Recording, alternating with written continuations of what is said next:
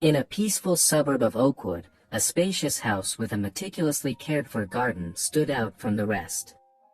It was the residence of Mildred Bennett, a 75-year-old lady known in the neighborhood for her sweet kindness and her garden full of vibrant flowers. But the joy of colors in her garden contrasted with the sadness of the silence in her home. Roger and Lisa, her children, had moved away years ago, and the visits that used to be frequent became rare and eventually ceased. Sitting in the old armchair in the living room, with a cup of tea in her hand, Mildred stared fixedly at the family portrait on the fireplace. The youthful smiles of Roger and Lisa, alongside Mildred's late husband, seemed to belong to another life. "Roger, Lisa, where are you, my dear ones?" Mildred whispered, her voice trembling and her eyes clouded with tears. A ringtone interrupted the silence. Mildred answered, hoping it was one of her children. "Mom, it's me, Roger," the voice on the other end of the phone announced, and the relief in Mildred's voice was palpable. "Oh, Roger. It's been so long since I heard your voice." "We've missed you, Mom," Roger replied with a rehearsed tone. "Lisa and I have been thinking, we need to spend more time with you. We're considering a visit, what do you think?" Mildred felt a flicker of joy. "Oh, that would be wonderful, my dear. I can't wait." As she hung up the phone, Mildred's smile brightened the room. She had no idea that phone call would be the beginning of a series of events that would change her life forever. On a cold, dark autumn night, the headlights of a car illuminated the entrance to Mildred's house. Roger and Lisa, both wearing concerned expressions, stepped out of the vehicle and walked up to the front door. Lisa, the younger of the two, with perfectly applied makeup to hide the marks of time, looked at Roger with a doubtful expression. "Do you think she'll believe us?" she whispered nervously. Roger, older and with deep lines of worry on his face, looked at Lisa, his gaze stern yet determined. "She has to believe us, Lisa. We have no other choice." They knocked on the door and were greeted by Mildred's radiant smile. "Roger, Lisa," she exclaimed, embracing both warmly. "Come in, I've prepared dinner." During dinner, Roger and Lisa filled the old house with laughter and stories of their lives in the big city. They talked about their jobs, friends, and even the difficulties they were facing. But they left out the crucial part of their lives, their desperate financial situation. In the following days, Roger and Lisa's visits became frequent. They helped Mildred with household chores, brought gifts, and made all kinds of gestures that fueled Mildred's hope of having her children back. "Mom," Roger began one evening, "Lisa and I have been talking. We miss you, and we think you miss us too. How about selling this house and coming to live with us in the city?" Mildred, surprised by the suggestion, looked at her children, tears of joy welling up in her eyes. She could hardly believe what she was hearing. The possibility of living with her children again was all she wanted. However, she had no idea that her dreams were about to turn into a nightmare. For days, Mildred pondered over Roger and Lisa's proposal. She loved her house, but the idea of living with her children, seeing their faces every day, and sharing their lives filled her with emotion. Finally, one night, she made a decision. "Roger, Lisa, I've thought a lot about what you said." Mildred began, her voice trembling. "And I've decided to sell the house and come live with you." The siblings exchanged furtive glances, their faces masking the satisfaction they felt. "Oh, Mom, we're so happy," Lisa exclaimed, getting up to hug Mildred. "You'll love the city, I'm sure." With the decision made, things moved quickly. The house was put up for sale, and to Mildred's surprise, it sold in no time. She found herself surrounded by boxes and packaging, her belongings being packed for the move. While packing her photo albums, Mildred felt a twinge of sadness bidding farewell to the house that had been her home for so many years. "I'm going to miss this place," she said softly, caressing the frame of an old photograph. "Don't worry, Mom," Roger said, putting a comforting arm around her shoulders. "You'll love the city. And most importantly, we'll all be together." At that moment, Mildred didn't notice the complicit look exchanged between Roger and Lisa. She was far from imagining the true intention behind their comforting words. The big move finally happened. Mildred, with a mix of excitement and nervousness, said goodbye to her house and the neighborhood she loved so much. Roger and Lisa welcomed her into their car and took her to the big city. "Hey, Mom, you'll love the view from our apartment," Lisa said, trying to lighten the heavy atmosphere. "And the parks, the shops, everything will be new and exciting." Upon arrival at their destination, Mildred was met not with a cozy apartment but with the entrance of a large nursing home for the elderly, the walls painted in pastel colors, the gardens well maintained. "Roger, Lisa, there must be some mistake," Mildred said, confused. "This is a nursing home." "Mom, we're so sorry for not being honest from the beginning," Roger began, his voice trembling, avoiding her gaze. "We can't support another person in our apartment anymore. And with the money from selling your house, we were able to secure a safe and comfortable stay for you here." Mildred felt her heart tighten. She looked at Lisa, hoping to see some sign that this was just a tasteless joke. But Lisa's face was serious, her eyes filled with tears. "Mom, we're so sorry," Lisa said, tears streaming down her face. "We promise we'll visit you whenever we can." And so, Mildred found herself alone, abandoned at the entrance of the nursing home. She felt a deep sadness, a sense of betrayal that left her bewildered. With tears streaming down her face, she entered the new place that would be her home, unaware that this sad twist in her life was about to give way to surprising new beginnings. Life in the nursing home was a big change for Mildred. She missed the freedom of her own house, the familiarity of her garden, and above all, the hope of being with her children again. But she was a woman of strong spirit and decided to face the situation head-on. One afternoon, while sitting in the nursing home garden, Mildred saw an old house for sale across the street. Something about that house caught her attention. It seemed lonely, just like her. Remembering her hidden savings, Mildred decided to buy the house.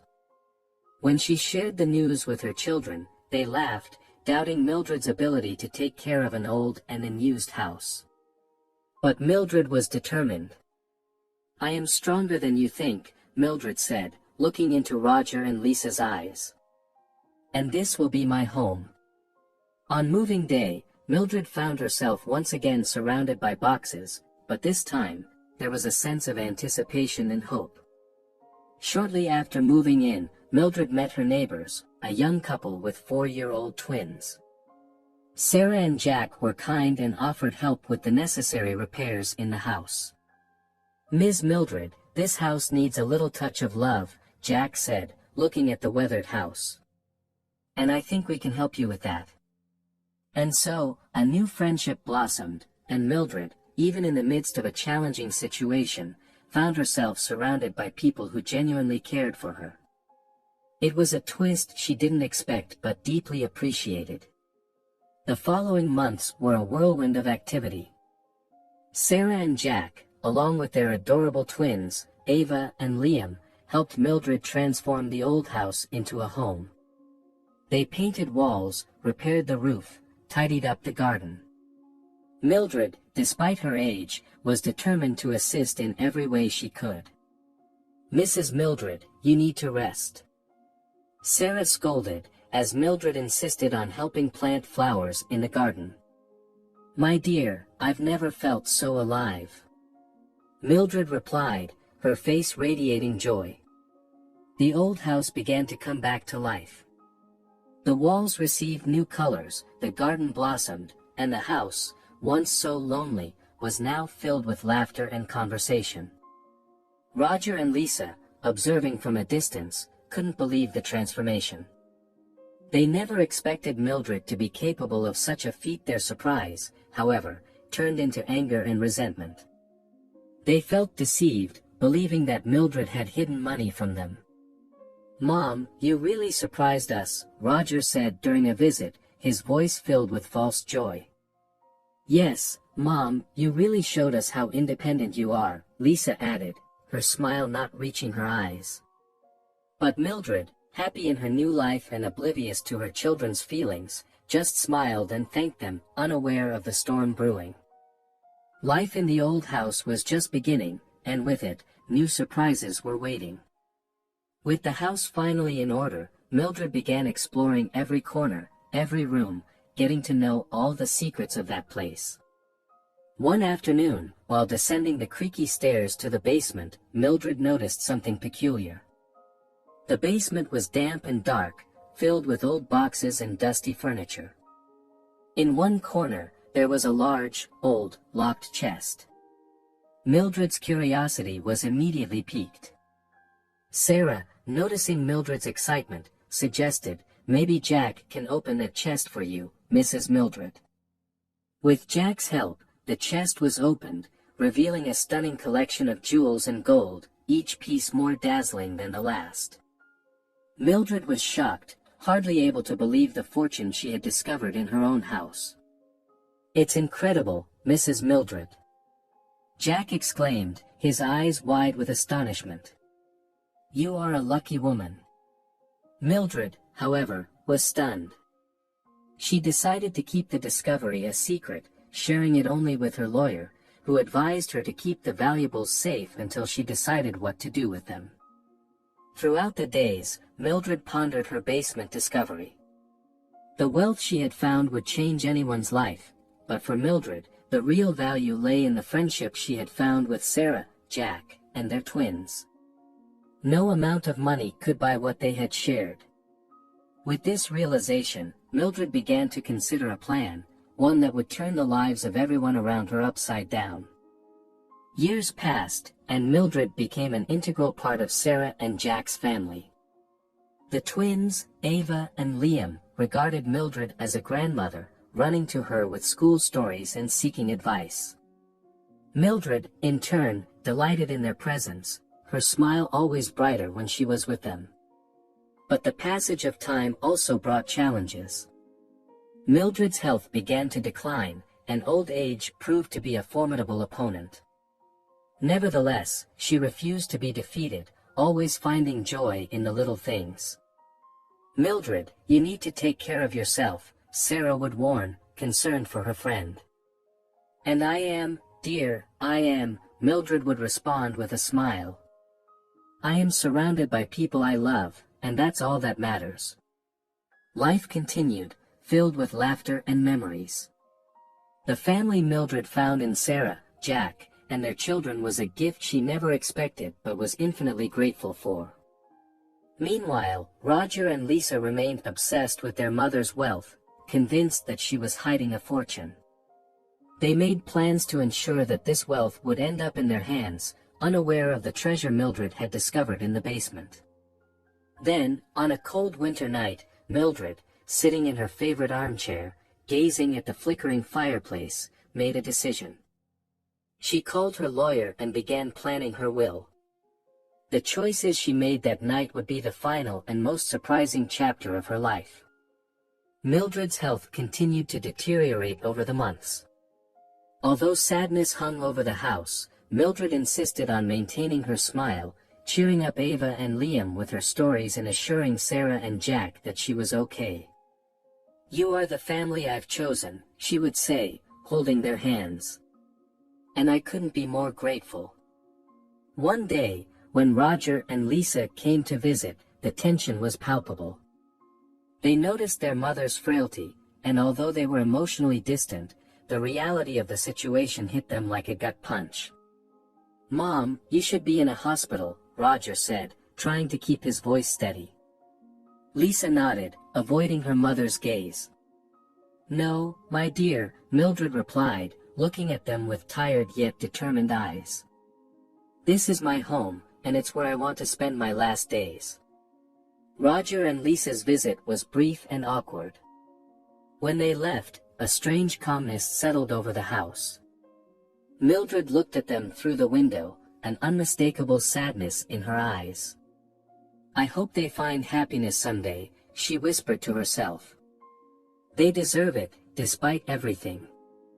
That would be Mildred's final encounter with her children. She somehow knew that time was running out. But she wasn't afraid. She had her family, Sarah, Jack, Ava, and Liam. And she had her final plan, a plan that would bring justice and balance to everyone.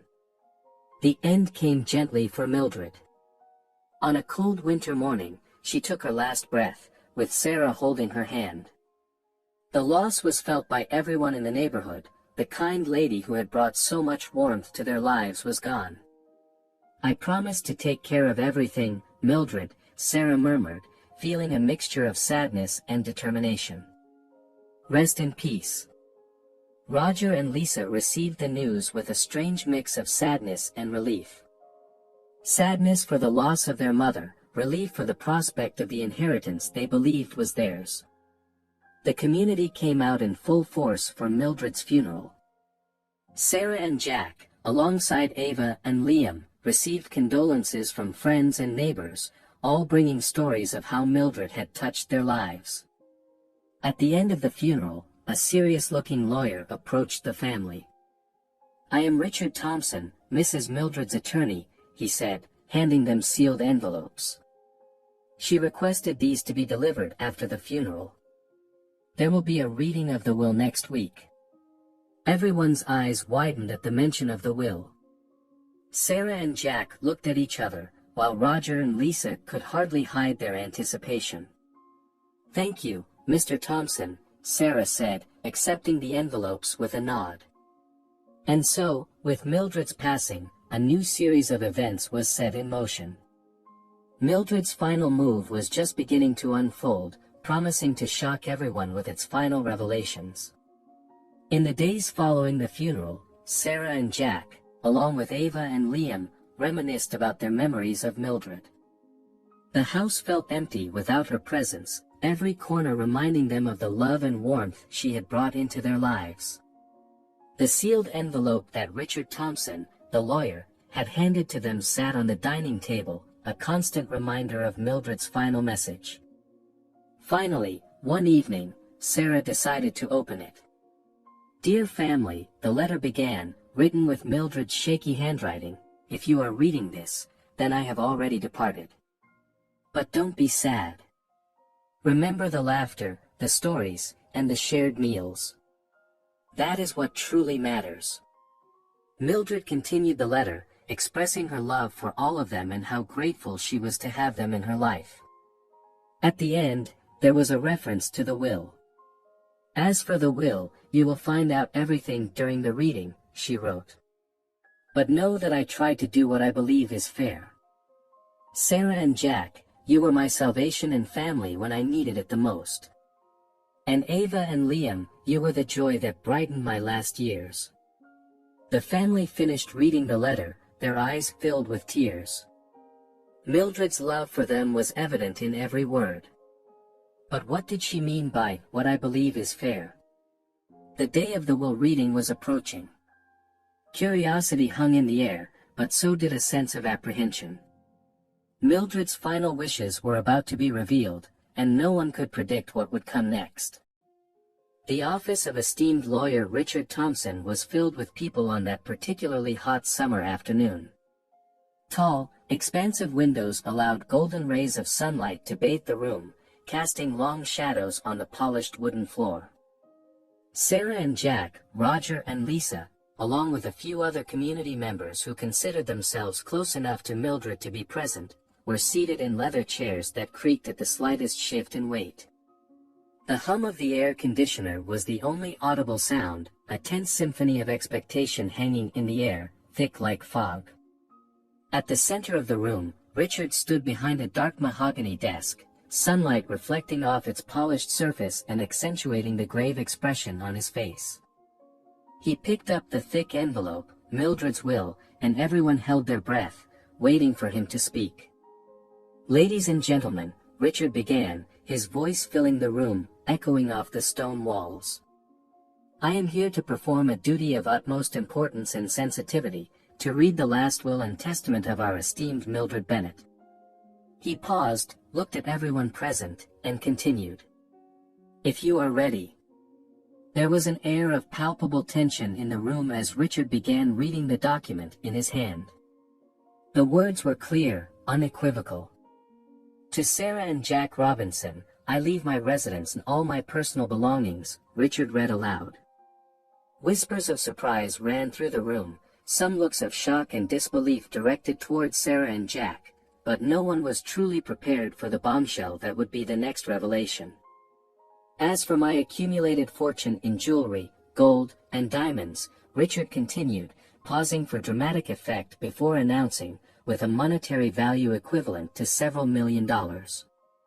The room erupted in hushed whispers, the previous tension evaporating and being replaced by palpable shock. And so, Mildred Bennet's final wishes began to change the course of everyone's lives in that room. "Exactly half of my fortune," Richard's voice echoed through the room, adding weight to the following words, "shall be generously donated to the Pine Grove Elderly Home, the place where, under different circumstances, I would have spent my last days." Roger and Lisa swallowed hard, each word of their mother's will undoing the premise of an easy inheritance and carefree life. Looks of surprise and disbelief were exchanged, while Sarah and Jack exchanged glances, nodding in silent understanding of Mildred's intentions. Richard continued, this time with a trace of hesitation in his voice. "And the other half of my fortune," he paused for dramatic effect, his eyes sweeping the stunned faces in the room, "shall be designated for Sarah and Jack's children, the young Ava and Liam." The silence that followed was almost deafening. The air was charged with surprise and shocking disbelief. Roger and Lisa seemed to have lost all color, their dreams of quick wealth crumbling like a house of cards. Sarah and Jack, on the other hand, looked at each other, their eyes wide with incredulity, as they tried to grasp the magnitude of Mildred's generosity. In the end, Richard concluded the reading, choosing his words carefully. Mildred left a final message for her biological children, Roger and Lisa. He paused, taking a deep breath before continuing, "I hope you find the happiness you seek. And remember, money is not the source of joy, true joy comes from the people we love and how we treat others. For my money, you have already had the portion you obtained from the sale of the house, in a situation where I felt deceived and practically coerced. You won't see another cent." The room immediately turned into a whirlwind of conflicting emotions. Roger and Lisa, with expressions of anger and frustration, stormed out of the room, the echoes of their departure still lingering in the air. Sarah and Jack were practically immobile, struggling to process Mildred's unexpected generosity. One thing, however, was clear: Mildred's final wish had turned everything upside down, and nothing would ever be the same again. Roger and Lisa were furious. How dare Mildred leave the majority of the fortune to strangers and to an elderly home? They considered themselves her children, regardless of how they treated her in recent years. "This isn't fair, Roger," lamented Lisa, as they settled into the car after the will reading. "We are her children. That money should be ours." "We'll contest the will," said Roger, his eyes gleaming with determination. She was senile. She didn't know what she was doing. Meanwhile, Sarah and Jack were in a state of shock. They never expected to receive anything from Mildred, let alone a house and a fortune for their children. "We can't accept this, Jack," Sarah said, visibly shaken. "She was our friend, not our benefactor." "I agree, Sarah," Jack replied, holding her hand. "But maybe we can use this fortune to do something good, as Mildred would have wanted." As the storm brewed, Mildred's final will sent the town into a frenzy. The following weeks promised to be filled with tension as the apparent heirs prepared for a battle that could change their lives forever. The following weeks were filled with great tension. Roger and Lisa sought out the best lawyers money could buy, attempting to contest Mildred's will. She was senile, her mind wasn't clear when she made this will, argued Roger in court. On the other hand, Sarah and Jack, along with lawyer Richard Thompson, were ready to defend Mildred's will. Your Honor, Mildred Bennett was fully aware of her actions. This entire claim is just an act of greed, Richard argued. The courtroom sessions were intense. Testimonies were heard, evidence was presented, and nerves ran high. Finally, the judge delivered the verdict. After considering all the evidence and testimonies, it is clear that Mildred Bennett was in full possession of her mental faculties when drafting her will. The attempt to contest it is therefore rejected. Silence fell in the courtroom as the decision was announced. Roger and Lisa were shocked, while Sarah and Jack felt a mixture of relief and sadness. They knew that this fortune represented the last tangible reminder of their dear friend Mildred. It's not over, Roger snarled at Sarah and Jack as he left the courtroom. I'll take this to the Court of Appeals. Sarah simply nodded, holding Jack's hand. They knew there was still a long road ahead, but for now, justice had prevailed. Mildred's will would be fulfilled as she would have wished. Roger and Lisa, despite their threat, never managed to take the case to the Court of Appeals. The defeat in the local court had depleted their resources, and the realization that their greed had led them to lose the last connection with their mother hit them hard. They retreated from the town, fading into the shadows of their own lives.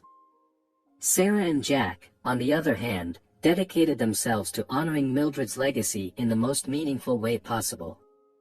They invested their children's inheritance in education and established a fund for scholarships for underprivileged children in the town. Mildred's house was renovated, becoming not only a home for the family but a symbol of Mildred's love and generosity. I don't know if we deserve all of this, Jack, Sarah said one evening, watching their children play in the backyard. It's not about deserving, Sarah, Jack replied, pulling her close. It's about what we do with it. Mildred gave us a chance to make a difference, and that's what we're going to do. In the end, Mildred Bennett's story served as a reminder to the entire community. A reminder that true wealth doesn't come from material possessions but from the love and kindness we share with others. Her memory continued to live on not only in the beautifully restored house or the scholarships granted but in the hearts of those she touched with her generosity and love. And, as always, life continued in Pine Grove, a small town with great stories and even greater life lessons. Until the end, Mildred Bennett ensured that her story would be one of hope, love, and generosity, a story that will continue to inspire future generations.